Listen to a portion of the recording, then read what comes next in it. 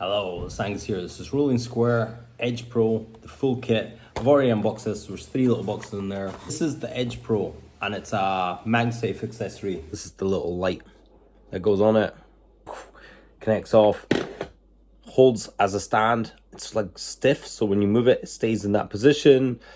Clip it onto various surfaces to use your camera, either if you're using your camera as a recorder or if you're using your camera as a screen.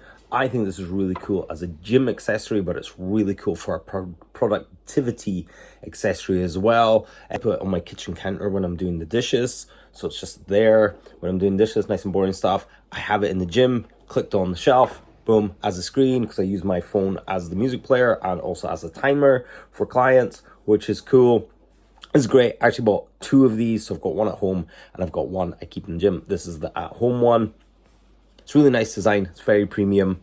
Discount code below. I think you guys will love this. If you've got an iPhone with a MagSafe, this is perfect. If you don't have an iPhone with MagSafe, it does come with little rings that you can stick on the back of your phone so you can connect this on, which is cool. It comes with a bunch of little things. I got the full kit, so I got the light, I got the wireless charger. I keep that in the gym. The light I keep here at home.